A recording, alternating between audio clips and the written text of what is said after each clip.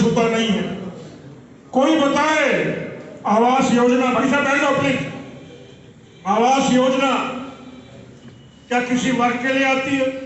जो आती है सबके लिए आती है। गैस का सिलेंडर क्या इसलिए आता है कि राजू यादव को दिया जाएगा है और मनोज टंडन को नहीं दिया जाएगा?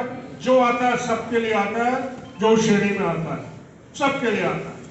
सरकार ने स्वच्छता अभियान में शौचालय लगवाए गांव गांव गांव गांव, किस लिए? सबके लिए। अब इन सबके लिए पैसा तो चाहिए है। नहीं बढ़ाया निर्मला सीतारमण जी ने। स्वास्थ्य के लिए कितने लाख करोड़ रुपए घोषित कर दिया। कहीं जो है रेलों के विस्तार के लिए, कहीं मेट्रो के विस्तार के लिए, कहीं जेवर का अंतर्राष्ट्रीय हवाई अड्डे के लिए, जिस तरीके से पूरी सड़कों के जाल के लिए, चिकित्सा के लिए, नए और इंडिया मेडिकल अस्पताल बनाने के लिए, सिंचाई के लिए 5,000 करोड़, किसानों की सिंचाई के लिए, किसानों की भलाई के लिए, गरीब विधवा की सहायता के लिए, कोई भी हो, किसी भी धर्म की हो, किसी भी जाति की हो, कोई फर्क नहीं पड़ता। ये सब पैसा कहां से आएगा? ये सब पैसा आएगा आप और हम जब टैक्स अच्छे तरीके से देने के लिए पूरी तरह मन बनाएंगे। की निगाह भी केवल उन दुकानदारों पर ही है जो दुकान खोलकर बैठे हैं। मैं आप सभी का ध्यान आकर्षित करना चाहूंगा उन कैजुअल दुकानदारों की ओर से, जिन्हें विभाग कैजुअल दुकानदार कहता है और हमारी भाषा में वो फॉग के व्यापारी है। प्रत्येक नगर, प्रत्येक कस्बा, प्रत्येक शहर, प्रदेश में सभी जगह पर मैं देखता हूं कि बाजार सूने पड़े रहते हैं और जहां पर साप्ताहिक बाजार लगते हैं दोस्तों, वहां पर भीड़ अटी रहती है। कई बार मैंने विभाग के लोगों से भी इस बारे में संपर्क किया। सभी का एक ही बात कहना था कि यह संभव नहीं है, लेकिन कानून की धारा के अनुसार वो सभी व्यापारी कैजुअल हैं और शायद मेरे ख्याल से, मैं अधिकारीगण का ध्यान दिलाना चाहूंगा, शायद मेरे ख्याल से वो 40 लाख की श्रेणी में भी नहीं आते हैं। मेरे ख्याल से सभी बाजारों का सर्वे कराया जाए और बाजारों में जो लोग बैठे हैं, प्रत्येक बाजार में कम से कम 10-10, 20-20 लाख रुपए प्रतिदिन का कारोबार होता है और वो सभी व्यापारी कैजुअल व्यापारी और व्यापार करते हैं, अच्छा खासा धन कमाते हैं और जो आपका पंजीकृत व्यापारी है उसको इससे नुकसान पहुंचता है। मैं माननीय उपाध्यक्ष जी से अनुरोध करूंगा कृपया इस बात पर ध्यान दें। जो लगभग 15 से 18 घंटे कार्य करता है, उसके भी कार्य करने की क्षमता है, तो निश्चित तौर पर वह स्वस्थ भी होगा। यह आरोग्य योजना का लाभ सभी व्यापारियों को मिलना चाहिए। सूक्ष्म में मुझे बोलने के लिए कहा है, इसी के साथ अपनी वाणी को विराम देता हूँ। पंजीयन योजना व्यापारियों के लिए आई है और ये बहुत लाभकारी है। अगर हम व्यापारी सुरक्षा फोरम ने पूरे जनपद में कई मीटिंगें विभाग के साथ की हैं और पिछले वर्षों में, पिछले 1 वर्ष में कोविड-19 से इन मीटिंगों के माध्यम से कई व्यापारियों को ये प्रेरित किया कि आप पंजीयन ले और लिया उन्होंने। इसको भी आप संज्ञान लें। 25 से 30 बसें दिल्ली से इस जनपद में चलती हैं, सवारी नहीं होती, उसमें केवल माल लाया जाता है और जो पंजीयन की चोरी करके लाया जाता है, टैक्स की चोरी करके लाया जाता है। मैं पंजीयन क्यों लूँ? आप पंजीयन की बात करते हैं, मैं पंजीयन क्यों लूँ जब मेरा पड़ोसी दुकानदार वही चीज़ 1 रुपये की, जो मैं 1 रुपये 10 पैसे में बेचूंगा, वो 1 रुपये 5 रुपये में बेच रहा। तो टैक्स की चोरी विभाग करा रहा है, इसको संज्ञान लें आप। इस जनपद के अधिकारी, मैं कहता हूँ कि कोई काम नहीं करते, केवल आपके सामने पॉलिश करते हैं। तो ये 4 मुद्दे जो मैंने व्यापारियों के लिए रखे हैं, मैं आप चाहूँगा कि आप इसका समर्थन जरूर करें। सबसे पहले तो व्यापारी अपना जीएसटी पंजीयन सुचारू रूप से नहीं चला सका तो इसे नियमित कर सकता है। इसका कारण जीएसटी प्रावधानों के अनुसार अधिक मात्रा में आने वाली लेट फीस है। क्या ये ठीक बात है? नंबर 2, समय वाली लेट फीस से में जो छूट का लाभ होता है वो व्यापारी नहीं उठा पाता। अतः वह व्यापारी जिसका जीएसटी पंजीयन सुचारू रूप से नहीं चल रहा है, नियमित करने की कोशिश भी अगर वो करता है तो बहुत देर हो जाती है। Right, I am right.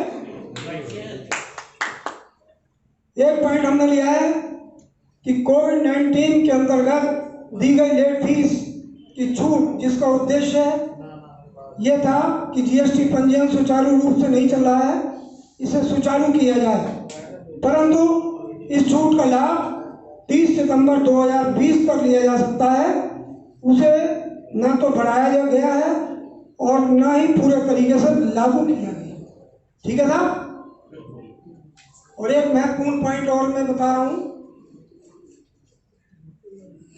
GST से पहले बिक्री कर, व्यापार कर एवं वैट में यह प्रावधान था कि पेनल्टी जो लगती है उसको अधिक नहीं होनी चाहिए। इसके अतिरिक्त व्यापारी देकर वार्षिक 18% ब्याज देने पर भी आसानी से तैयार हो जाता है, क्योंकि उक्त कर व पेनल्टी दोगुनी जमा करने के बाद भी व्यापारी पर देकर ब्याज की देयता विभाग द्वारा कभी भी मांगी जा सकती है। क्या ये बिल्कुल सही बात है साहब? ये बिल्कुल सही पॉइंट है। और मैं चाहूँगा कि संगठन के चेयरमैन श्री उपाध्यक्ष व्यापारी कल्याण बोर्ड को ये ज्ञापन दें। अमरोहा के व्यापारियों की का दर्द आपके सामने दे रहा हूँ। जिसे निभा ना सकूं ऐसा वादा नहीं करता, जिसे निभा ना सकूं ऐसा वादा नहीं करता, मैं बातें अपनी हद से ज्यादा नहीं करता। तमन्ना रखता हूं आसमान छू लेने की, मगर किसी को गिराने का इरादा नहीं। साथियों, आज 4 सूत्रीय ज्ञापन हम माननीय अधिकारीगण को देना चाहेंगे। इसके अतिरिक्त व्यापारियों के एक छत्र नेता श्रीमान अशोक गोयल जी को भी, ताकि वो काउंसिल में, जीएसटी काउंसिल में हमारी अमरोहा की आवाज उठा सके। ये 4 सूत्रीय ज्ञापन है, इसको मैं पढ़ूंगा जरूर। और मैं अनुमोदन चाहूँगा हमारे जो जिले के अधिवक्ता गण आए हैं उनका भी मैं चाहूँगा कि वो अगर मेरी बात से इत्तेफाक रखते हैं, क्योंकि ये समस्या हमारे जिले के व्यापारियों को आ रही है और ये अधिकारी इस पर ध्यान नहीं देते।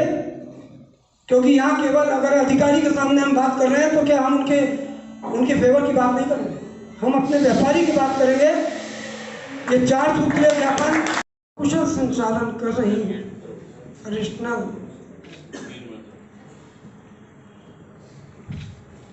श्रीमती शुक्ला जी। आप सभी को मेरा नमन। 4 लाइनों से अपनी बात शुरू करता हूँ। बाजारों में माल जैसे रेडीमेड कपड़ा आदि सामान जीएसटी बाजारों में बिकता है, इससे दुकानदारों की बिक्री 60% तक कम हो जाती है। और वो दिल्ली से सामान लाते हैं जीएसटी चोरी करके, और वो सामान बेचते हैं। सिर्फ बाजार में बैठने वाले व्यापारी बिल्कुल फेल हो जाते हैं और उनका नुकसान बहुत बड़ा होता है। और वो सारा कर्म करते हैं, ना आयकर देते हैं ना जीएसटी देते हैं। उस पर ध्यान देना चाहिए।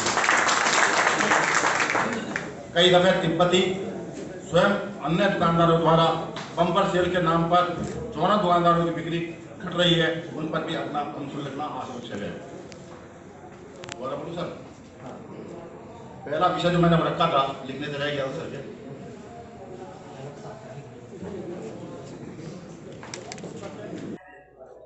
पोर्टल पर लोकल अधिकारियों के मोबाइल नंबर नामबद्ध उल्लेखित होने चाहिए। पोर्टल पर ऐसा बताया गया है कि अधिकारियों के नंबर नहीं अंकित हैं। दुर्घटना बीमा के साथ व्यापारियों को स्वास्थ्य एवं सामान्य बीमा भी मिलना चाहिए। और कम से कम 60 वर्ष से बाद की जितने भी आयु के व्यापार कर रहे हैं वो जीएसटी आपको दे रहे हैं, इनकम टैक्स भी दे रहे हैं, उनका तो स्वास्थ्य बीमे पे अधिकार बनता ही बनता है। जैसा कि सरकार ने अभी वैक्सीन का भी चक्कर पड़ा कि 60 साल से ज़्यादा की सारी पहले सुविधा दी जाए, बाद में वो दी जाए। उसकी 1.5 करोड़ से कम हो। सभी व्यापारी जो ज़्यादा टैक्स देते हैं उनको सभी के उसके अंदर आना चाहिए। ऐसा मेरा एडिशनल महोदय से और राज्य मंत्री जी से बोलना कहना है कि हमारी आवाज़ सरकार तक पहुँचाएं। कई जगह सेमिनार हमारे जोन के सभी जिलों में चलाया जा रहा है, उसी के क्रम में हम लोग आज उपस्थित हुए हैं। पंजीयन के बारे में क्या उसके लाभ हैं, क्या आवश्यकता है, क्या ज़रूरत है, इसके बारे में बहुत बताने की आवश्यकता नहीं है। स्थानीय स्तर पे अधिकारीगण आपसे समय समय पे संपर्क करते ही रहते होंगे। बस आप लोगों से एक अनुरोध है कि आप अगर एक पंजीकृत व्यापारी हैं, रजिस्टर्ड डीलर हैं, जिम्मेदार हैं, टैक्स सिस्टम से जुड़े हुए हैं, टैक्स नेटवर्क से जुड़े, या कुछ भ्रांतियों बस रजिस्ट्रेशन लेने से डरते हैं, तो उनको आप प्रेरित करें पंजीयन कराने के लिए, रजिस्ट्रेशन कराने के लिए, अपने नेटवर्क में लाने के लिए, एक संगठन सिस्टम से जुड़ने के लिए उनको आप प्रेरित करें। व्यापारिक दायित्वों के अतिरिक्त एक दायित्व आपका यह भी है कि उनके मन में, छोटे व्यापारी हैं जो रजिस्ट्रेशन नहीं लिए हैं, 40 लाख से ऊपर जाना चाहते हैं लेकिन पंजीयन के डर से नहीं बढ़ पाते हैं, उनके मन में अगर कोई भय बैठा है तो उसको दूर करें। अन्य कोई ट्रेड हो तो उससे संबंधित जो लोग भी अगर पंजीयन किसी कारण से नहीं ले पाए हो तो उनको जरूर आप लोग प्रेरित करें। हमारे यहाँ हेल्प डेस्क बना हुआ है, हमारे यहाँ के अधिकारी अहरनिश आप लोगों की मदद के लिए लगे रहते हैं। सारे अधिकारी बहुत ही सहयोगी नेचर के हैं, आपकी समस्त पीड़ा को समझने वाले हैं, संवेदनशील हैं, आपकी हर प्रकार से मदद करेंगे, हर प्रकार से आपकी कठिनाई को दूर करेंगे। तो मेरा आप लोगों से अनुरोध है कि ज़्यादा से ज़्यादा आप लोग पंजीयन प्राप्त करें, क्योंकि हमारे प्रदेश की आबादी लगभग 25 करोड़ है, लेकिन आपको आश्चर्य होगा कि केवल 15 लाख व्यापारी ही रजिस्टर्ड हैं। तो निश्चित रूप से ऐसे बहुत से लोग हैं जिनको रजिस्ट्रेशन लेना चाहिए, वो नहीं ले पा रहे हैं, किसी कारण से उनके मन में डर या भय होगा। मैं चाहता हूं कि आप लोग सभी लोग बैठे हैं, मैं नहीं समझता हूं कि यहाँ पर किसी को व्यापार रजिस्ट्री लेने के बाद किसी प्रकार की कोई व्यापार